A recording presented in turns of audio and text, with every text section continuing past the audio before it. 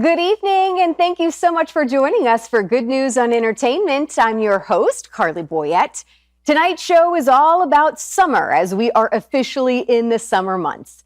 Maybe you and your family are looking for some fun things to do. Well, a little later, we are going to be highlighting an incredible destination in Kentucky that draws people from all over the world. Yes, we are highlighting the Ark Encounter tonight, so stay tuned for that. But our first guest is a two-time Grammy nominee, and chances are you have sung at least one of his songs in church on Sunday morning. Phil Wickham is one of the biggest leaders in the modern worship movement. And this summer, he is teaming up with another Grammy Award-winning artist, Brandon Lake, for what they are calling the Summer Worship Nights Tour.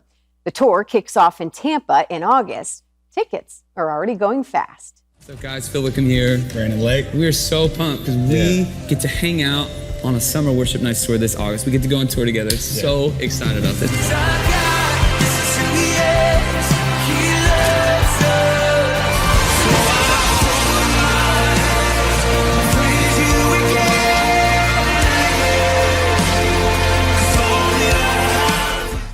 Phil Wickham, so excited to get some time with you today. I told you before we got started what a full circle moment this is for me to get a chance to visit with you a little longer, because the last time I had a chance to interview you and viewers watching today can get a little bit more insight on a little bit of my background. But I was promoting you with The Chosen and that fabulous Christmas special that you guys did with just a whole team of people.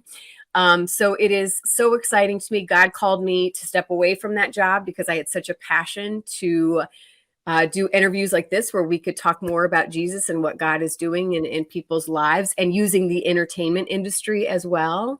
So here we are getting ready to talk about you coming to my hometown in Tampa with Brandon Lake. So excited about that. Oh, How are you doing today? I know that was a lot I just unloaded on you. No, I'm doing great. I'll try to, I'll hit all of it. Yeah, The Chosen thing, what an honor to be a part of it. And it's glad to have a full circle moment talking to you again.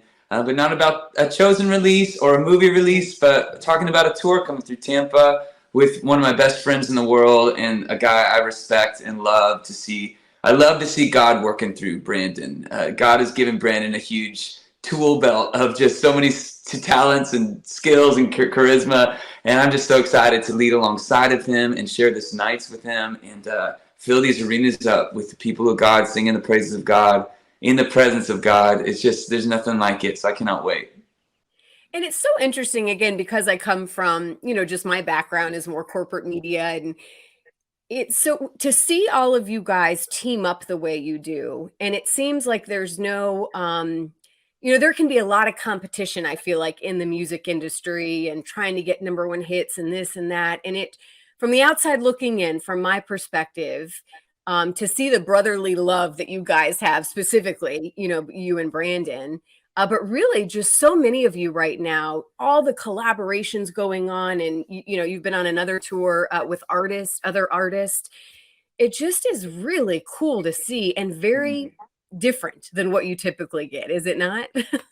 I would imagine so, and just maybe because I was on the outside looking in, I don't know, 20 years ago, but I don't know if I even saw the same thing 20 years ago in this industry. But it really is, it's not put on. There's a lot of really sweet relationships and friendships, and the collaborations are not done out of like political or marketing gain. We're not doing it because we think, oh, this song. It's really just we love being with each other and all the crews, like from Bethel to Elevation and Brandon and Maverick City, and obviously we're all humans, and I think there's something in all of us that's like we all want to be heard, we all want our music to matter, but I think there's something so beautiful in the fact that we all love each other, but also I think we all understand the more we collaborate and cheer each other on, the more we push against any kind of vibe of competition. It's like I forget who told me a long time ago, it's like if you're feeling a long time ago when I was first starting out, like if you're feeling insecure or you're feeling like you want to do better than the next guy,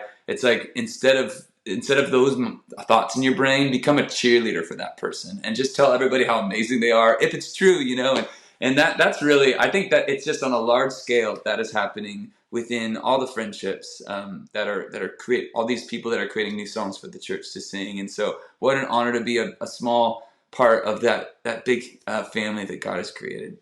Yeah, I don't know. You're a pretty big part of it, though. I'll say that. Speaking of big, I mean, speak on this idea of because I have no doubt I plan to be there when you come to Tampa again. This whole thing kicking off in my home city. It's got to be such a spiritual high. I feel like to collaborate with some of these other artists as well. How do you kind of maintain that, or how do you process all of that? Because we're not meant to live on the mountaintop, but there is such a, when you are worshiping together in these huge arenas, I mean, it almost is, I remember when I went to that Maverick City and Brandon Lake concert last year, it was like, I envisioned that's what heaven sounded like. Mm-hmm. And again, we're not meant to stay there here on earth. So how do you, that's got to be a lot to process, kind of the highs and then the lows. Yeah, it can be a lot to process, and there are highs and lows. But what's wild about humans is that we get used to the most incredible things. Do you know what I mean? Like we can so easily see the most beautiful, sacred, holy things if we're around it enough. Say it's like an altar call at the church, and people are standing up saying, "I want to follow Jesus the rest of my life." There's times in our life where we're like, woo, we're joining the angels and we're declaring. And other times where if we're not being intentional about keeping our heart on remembering how beautiful and incredible this is to the Lord's heart, we could be those people like, yeah, this is church. Church is going the way it should, like this is great. And so you'd think, even with 10,000, 20,000 people singing along, yeah, it's amazing and it can be a high. But at the same time, 12 nights in, if just like being a dad at home or going to church on Sunday mornings, if we're not being intentionally cultivating our heart in a place of awe and wonder and thankfulness and personal relationship in that quiet place off the stage, then the nights, just even if it's 10,000 people strong, it echoes the same as if I'm just going to church every Sunday and forgetting to. And I'm doing Christian culture instead of Jesus relationship, and so it's wild to say that sometimes because it is such a high and so beautiful, but it really does come down in all these seasons and situations as you and me and all of us having an intentional, real relationship. There's a verse I've been just praying into my heart when John is writing in Revelation to the churches, and Jesus is giving him words for the churches to sing. And he writes to the church in Ephesus. And the church in Ephesus is this thriving church. And Jesus says, say this to the church in Ephesus. And he first says, I'm paraphrasing, but I commend you on all your deeds and what you're doing.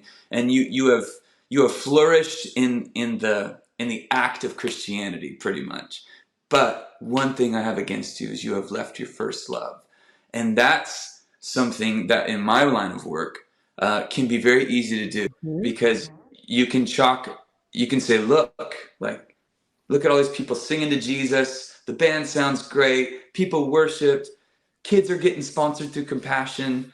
This is awesome. But it's up to me in my heart of hearts to not leave my first love and just say, I'm doing great with God because look at all these things I'm doing, and now I'm preaching. The preacher's obviously not, but it's that. So it's up to each one of us to not just chalk up our deeds and say that we are in a right place with the Lord in our hearts, because God wants to meet us in the secret, quiet place, and that's where our engines get filled up, and that's where our joy overflows, and that's where our cups run over. And so then every night is a mountaintop because you're seeing it in a perspective of the Holy Spirit and Jesus and a relationship with God, instead of seeing it in a perspective of like, get it done and do a good job and did everybody like it, and so that's a long answer to say, yes, there's mountaintops and highs and lows, but it's just like anything else in life. It's about cultivating in my secret place where people aren't watching, a place where I say, Jesus, I love you, I love that answer. And I love how supportive you are of the local church, right? Like you can have that great moment at a great concert, like what you're going to put on. But if it doesn't encourage you to step out in faith and serve and be a part of your church community where you're at, I mean, that's the goal. And I feel like music within the local church too. I mean, it's the same thing where maybe you're at a church where you don't have the big sound stage and it's not the big mega church, but your heart still should be the same. If it's an act of worship, it doesn't matter, if you got all the lights and the fog machines and everything. I go to one of those little churches that you're talking about. I'm not even on staff. I volunteer once in a while when they need a worship leader or play for a Christmas Eve service, but it's just my family's church, and they meet in a local little theater, and they set up the PA every week, and they have to tear it down. And people are getting saved. It's a beautiful place to be a part of, and there's definitely no lights or haze machines, and there's not even in-ear monitors. Like the band's kind of just up there, and they're all volunteers, and I love it. I love, not that it's the way to do it. There's no right way or wrong way externally to do it, in a sense, but it's all just what's happening in your heart again. And so that it's up to us.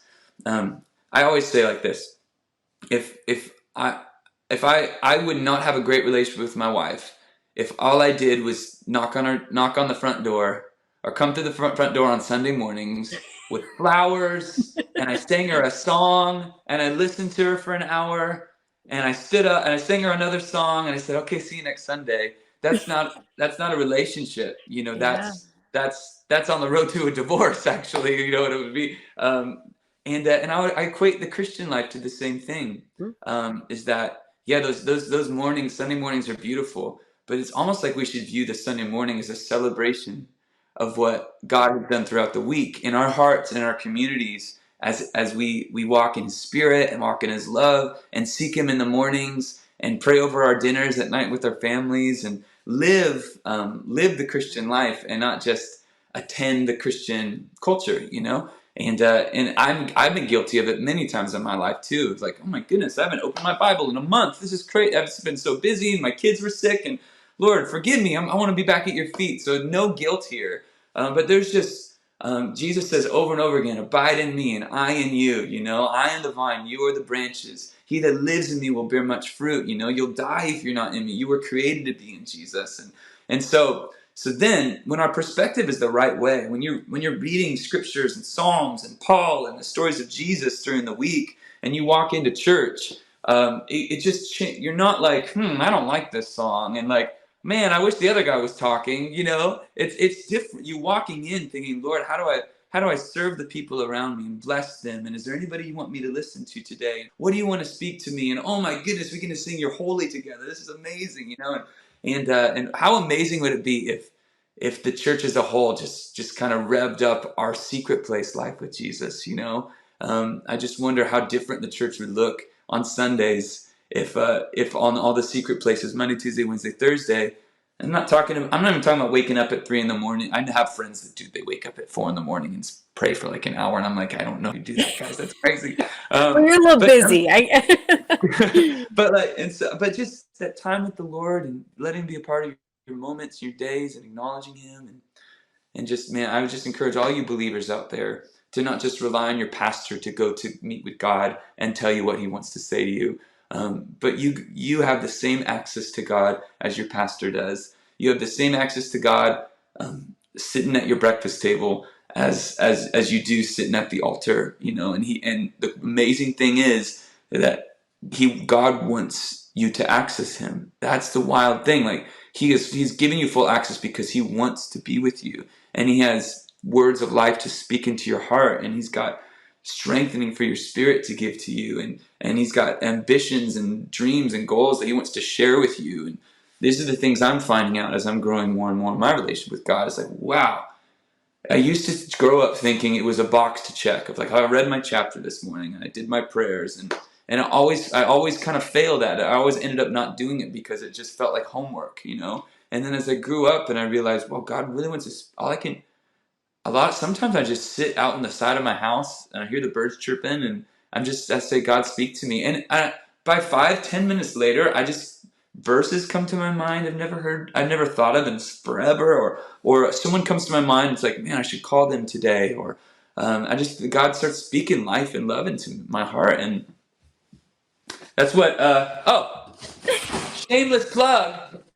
That's what Do it. That's what this book is all about. Yes, I've got I a book called know. On Our Knees, which is discovering God through prayer and wanting to build my life in faith, and it's a devotional on prayer. And writing that book really changed my life, and so yeah, God wants to meet with you guys every day. And I'm rambling. I'm sorry. I'm going so long. I know. Hey, I could listen to. Are you sure you're not like a full-time preacher too? But I guess, you do a little bit of that up there singing too. A But little man, bit. what an honor. Hey, we're running out of time real quick though. Any sneak peek on what we can expect on stage with you and Brent? Because are you guys going to be on stage together the entire time? Sure. I mean, how are you going to cram all of this in? You got so many hits. These are so many great good songs. questions. I need to call Brandon and we need to start planning. I know we're going to be on stage together for a good portion. What I would imagine is that then you just don't share this with anybody. Just kidding. Okay.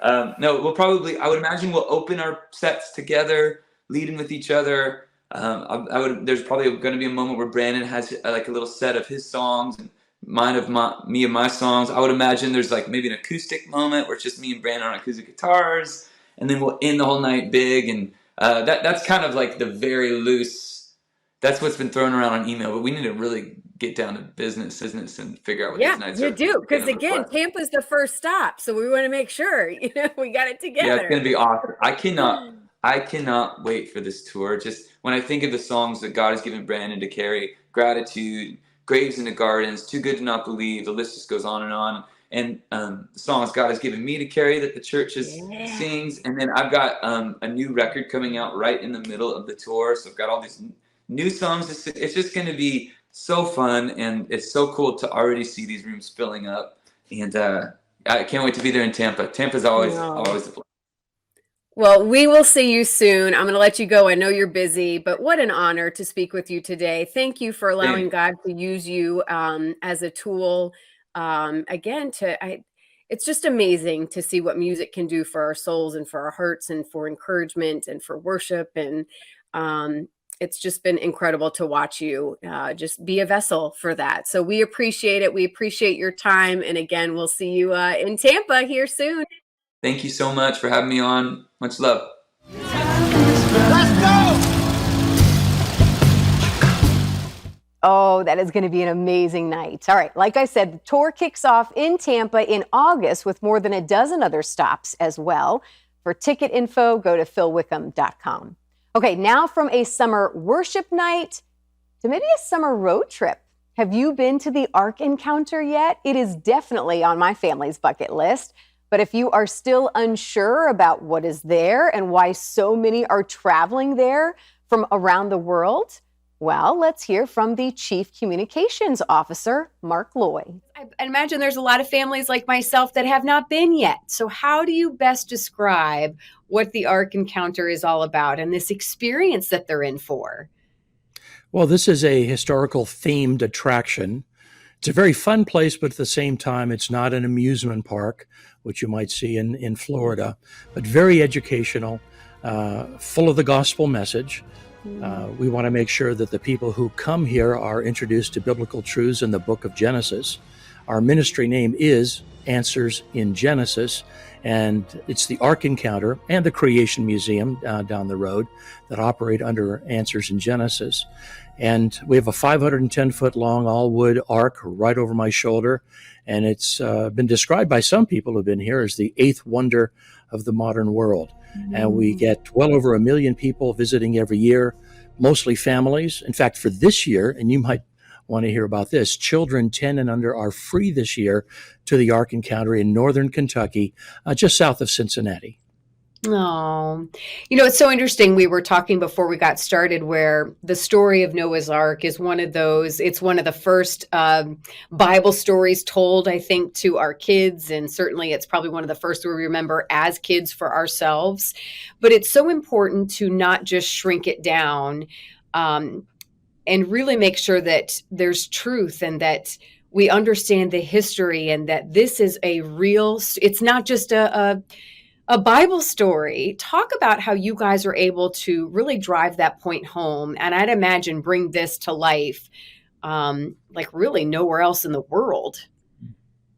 Well, we are an apologetics ministry, and don't let that word throw you. Apologetics means giving a defense of the Christian faith, and we take Genesis as historical, right from Genesis 1:1 through the accounts of the Genesis flood, the Tower of Babel, and so on.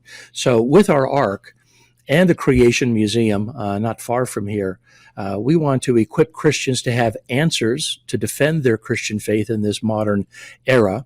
I'm a former evolutionist, for example, now a creationist after I studied both sides of that. And the Ark in particular, of course, concentrates on those few chapters in Genesis related to Noah, and we call it a historical account.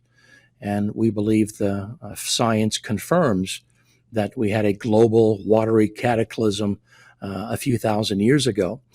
And over the years, we've cataloged hundreds and hundreds of questions people have asked us about the flood of Noah, as well as the ship itself. And according to the Bible, it was 510 feet long. Of course, in the Bible, it's referred to as cubits. And the most obvious question is, how in the world could Noah have contained all those animals in the ship? But if you come here and go through our Ark, not only see how big the original Noah's Ark was, but there's so much space inside for all the different air-dwelling land animals that were required, plus the food and supplies, and also quarters for Noah, his wife, their 3 sons and 3 daughters-in-law. There's hundreds and hundreds of questions that we answer here to help Christians be more confirmed in their faith. But at the same time, our studies indicate that about 30% of our visitors here are not born-again Christians. And they have questions about Noah's Ark and Noah's flood. And because we knew we'd have a lot of non-Christians coming here out of curiosity to see what many people are calling the 8th wonder of the modern world, it's that big. We use evangelism throughout the Ark to share not only is the Bible true, but that same Bible gives us the gospel message. And so can you imagine over 400,000 people a year coming here as non-Christians who are getting the gospel throughout? So if you know anything about us, yes, we are on about biblical apologetics, defending the accuracy of the Bible, but really at the heart of what we do is sharing the gospel. Have you heard reports of people, maybe from that other side where they're not believers yet, that this had an impact on helping them believe? Yes, in fact, we had a series of events back in August and September. It was music, but as well as some preaching. And I believe over 900 people over that 6-week period made a profession of faith and were followed up on. And so the combination of the Ark and bringing in some good music, like Ricky Skaggs was here last year, the famous bluegrass musician. And then there's a preaching message, and we had about 900 people raise their hands, and we took note of them and followed them up after. Wow, that's amazing. So what is the future of this experience, do you think? Is it to have more concerts? Is it, because I understand, just like the theme parks, as you mentioned here in Florida, you're always having to kind of build on what you have and get people to not only come the first time, but come back as well. I mean, what are some things that you and the team are hoping to eventually do here? Well, one thing we learned from the theme parks that are throughout Florida as well as California, that you need to keep adding attractions and adding new things so that you'll get some return visitors.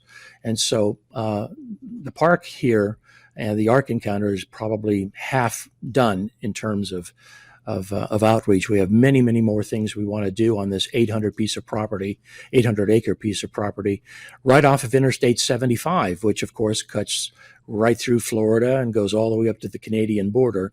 We're right at exit 154 south of Cincinnati. And we discovered that we are within a one-day drive of almost 2/3 of the U.S. population. So the Ark Encounter and the Creation Museum are relatively easy for about 190, 200 million people to come and visit. That's amazing. Awesome. Any advice for maybe first time people that are going to be visiting as far as do you recommend staying close by? Is it an all day? Do people need to plan on being there from, open to close? What are some tips, I think, for some first time goers? Yeah, the average guest is here on site about 6 hours. This is much more than just the ship. We've got a zoo behind the Ark. We have a virtual reality experience, a carousel. I'm doing this interview in a 2,500 seat auditorium where we do musical presentations and also lectures that defend the authority of the Bible. Some people come back for a second day. There's that much to do here. In fact, inside the ship itself in the 3 decks, the average guest is there for about 2.5 hours. So, and then at the Creation Museum, that could be easily a 6-hour experience. And between the Creation Museum and the Ark Encounter is a city of Florence, Kentucky, that has dozens of hotels. And it's a challenge sometimes to find a hotel room on a Friday night in the summer because so many people are in town to visit the Ark Encounter and the Creation Museum. There's some days we have 8,000 to 10,000 people at the Ark in one day. So it's what a blessing to have so many people be exposed to the gospel during these uncertain times. Yes. Besides the size of the Ark, what is something else do you think that is really probably one of the most popular or kind of eye-catching experiences there, or encounters, I should say, there that grab people's attention besides the size? Because I feel like that's the obvious one. Well, inside the ship, there are all sorts of stunning exhibits, videos, some animatronics.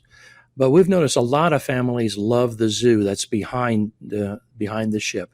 Kangaroos and all sorts of family-friendly animals, lemurs, camels, zebras, and we're adding a children's petting zoo, which will open any day now. So you could easily spend an hour at the what's called the Ararat Ridge Zoo, and that's included in admission to the Ark Encounter. And one thing I should mention, and that is this year, ages 10 and under are free. So I know you have some young ones still at home. This would be the year to come and visit, so that it makes it even less expensive for families to visit. Well, thank you so much for spending time with me today. And again, I know how busy you are, but I'm so excited and that there is a place like this in the United States where families and even non-believers can go and get some of maybe their questions answered. But thank you so much. And I cannot wait to take my family. So I hope to see you in person soon. Please, and you'll see how wholesome and family-friendly the Ark Encounter and Creation Museum are. To start planning your visit, just go to arkencounter.com. I want to thank you again for watching tonight. I'm your host, Carly Boyette, and I look forward to seeing you right here next week on your Christian television network.